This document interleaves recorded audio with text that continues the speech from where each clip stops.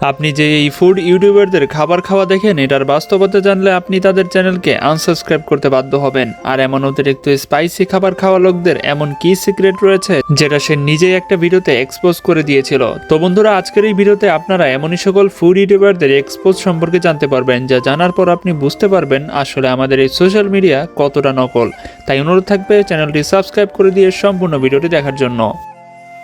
আপনি হয়তো লক্ষ্য করবেন অধিকাংশ স্ট্রিট ফুড সেলাররা কোনো না কোনো অফার দেখিয়ে থাকে ফুড ব্লগারদের সামনে, যাতে অডিয়েন্সরা অ্যাট্রাক্ট হয়। এর মধ্যেও কিছু এমন স্ট্রিট ফুড সেলার রয়েছে যাদের অফার অনেক বেশি ভাইরাল।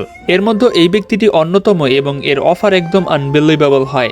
আপনি মানেন বা না মানেন, এর অধিকাংশই ফেক হয়। এরা সাধারণত যে কোনো অফারে কোনো না কোনো শর্ত দিয়ে থাকে। যেমন কিছু অফার রয়েছে শুধুমাত্র বিকাল 4টা পর্যন্ত, আবার এমনও কিছু হয়ে থাকে যা শুধুমাত্র ছুটির দিন চলবে।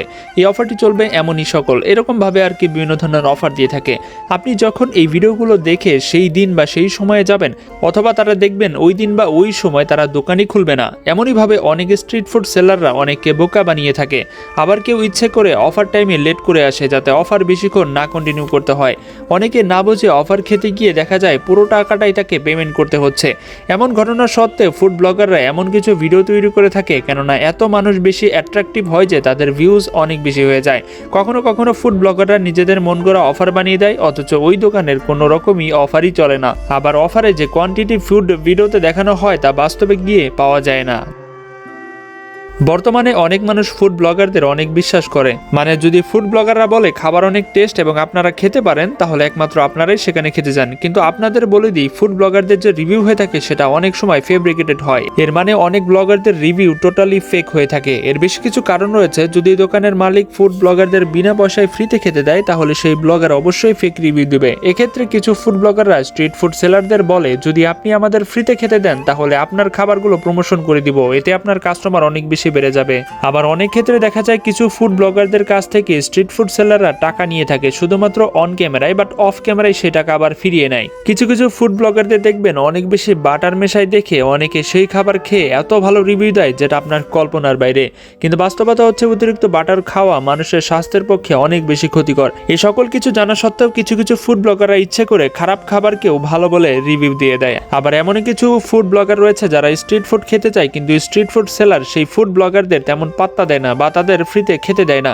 এমন অবস্থায় অনেক ফুড ব্লগাররা ইচ্ছে করেই খাবার ভালো হওয়া সত্ত্বেও খারাপ রিভিউ দিয়ে দেয়। এমন অবস্থায় অনেক ভালো স্ট্রিট ফুড সেলারদেরও সেল কমে যায়। আপনি ইদানিং এমন অনেক ফুড ব্লগারদের দেখবেন যারা কোনো না কোনো কারণে স্ট্রিট ফুড সেলারদের সাথে তর্কাতর্কি লেগে যায়, এমনকি অনেক সময় মারামারিও লেগে যায়। এমন করার কারণে কিছু কিছু স্ট্রিট ফুড সেলারদের ব্যবসায় অনেক বেশি খারাপ প্রভাব পড়ে। যেমন ইন্ডিয়ার জনপ্রিয় সাঙ্গানি দাদার কাচুরি। এটা এর কারণে যে এই দাদা অধিকাংশ ভিডিওতে ফুড ব্লগারদের সাথে রাগান্বিত এবং খারাপ ভাষায় বকাবাজি করতে দেখা যায়। এসব ভিডিও দেখে আমরা মনে করি আসলেই তো এই ব্যক্তিটি অনেক খারাপ বিহেভ করে। এসবের কারণে অনেক ব্যক্তি তার কাচুরি খেতেও যায় না। কিন্তু এই ক্ষেত্রে আমি আপনাদের বলবো, কখনোই নিজে কোনো জিনিস যাচাই না করে ইন্টারনেটে কোনো একটা জিনিস দেখে মানুষকে জাজ করবেন না।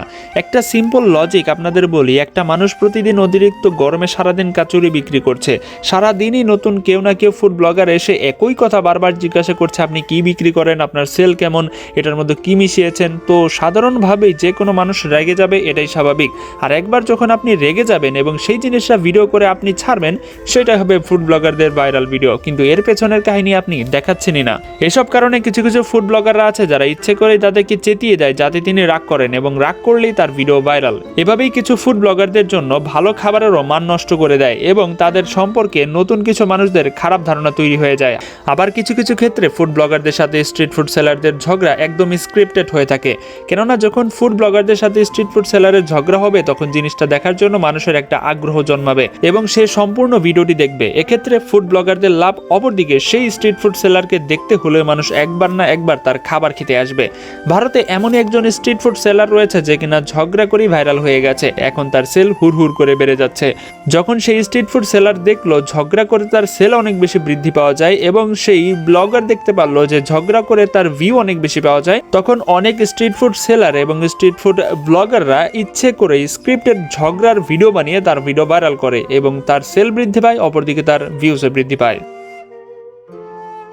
মুকব্যাং, যেটা আপনারা এভাবে ইন্টারনেটে খেতে দেখে থাকেন তাদেরকে বলা হয় মুকব্যাং ক্রিয়েটর। এটা দেখে হয়তো আপনি ভাবতে পারেন, হ্যাঁ ভাই এটা তো অবশ্যই রিয়েল হবে, আমরা চোখের সামনে দেখতে পাচ্ছি সে কত খাবার খেয়ে ফেললো, কিন্তু আসলে এমনটা নয়। এগুলোর মধ্যে অলমোস্ট অধিকাংশই ফেক হয়ে থাকে। এগুলো করার অনেক বেশি ডিফারেন্ট প্রক্রিয়া হয়ে থাকে। তবে খাবার খাওয়ার এমন অনেক ক্রিয়েট রয়েছে যারা আসলেই এত বেশি খাবার খেতে পারেন। যেমন নিকোকাডো অ্যাভোকাডো, তিনি যে খাবারের ভিডিওগুলো বানাতেন সেগুলো আসলেই তিনি খেতেন। এর ফলে একটা সময় সে অনেক বেশি মোটা হয়ে যায়, এমনকি সে অনেক বড় বড় মেডিকেল কন্ডিশনের সম্মুখীন হতে হয়। তাহলে এখন আপনি এই ক্রিয়েটরকে দেখুন, ইনি হচ্ছেন ইট উইথ বুকি।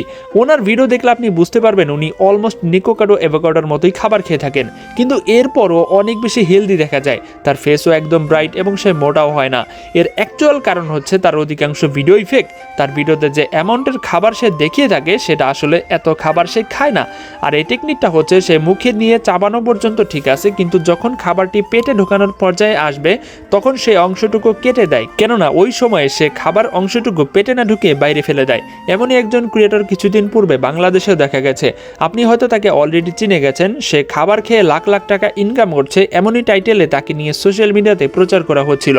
তখন হঠাৎই একটা ভিডিও ভাইরাল হয়ে যায় তার। সেটা হচ্ছে সে অনেক খাবার নিয়ে বসে ঠিকই, কিন্তু সে সম্পূর্ণ খাবার খায় না, মুখে দেয়, চাবায়, তারপর ফেলে দেয়, এবং ফেলে দেওয়ার ক্লিপ ভিডিওটুকু সে কেটে ফেলে দেয়, আবার অন্য অংশ নেয়, চাবায়, আবার ফেলে দেয়। আপনি যদি তার ভিডিওগুলো ভালো মতো খেয়াল করেন তাহলে আপনি বুঝতে পারবেন।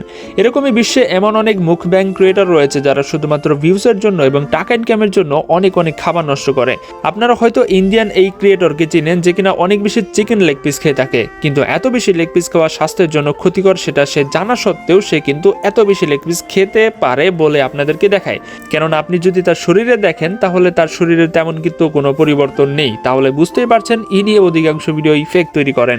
যেখানে বিশ্বের অনেক দেশের মানুষ খাবারের জন্য হাহাকার করছে, সেখানে তারা এভাবে খাবার অপচয় করাকে পেশা হিসেবে বেছে নিয়েছে, যার জন্য তাদেরকে একদিন সৃষ্টিকর্তার কাছে অবশ্যই হিসাব দিতে হবে।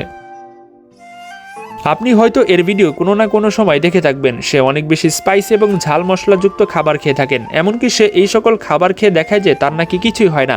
আবার ইন্টারনেটে এমন অনেক ক্রিয়েটর রয়েছে যারা কিনা রিসেন্টলি এই সকল ক্রিয়েটরদের সকল গোপন তথ্য ফাঁস করে দিয়েছেন।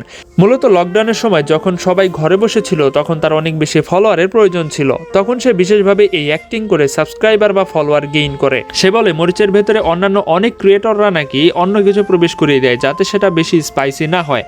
আবার ভিডিওতে যে হট স্পাইসি ব্যবহার করতে দেখা যায় সেটা ব্যবহার না করে নর্মাল টমেটো সস ব্যবহার করে। কখনো কখনো সে আবার ফেক ফুড তৈরি করে, এবং এভাবেই অন্যান্য ক্রিয়েটররাও করে বলে তিনি এক্সপোজ করে দিয়েছেন।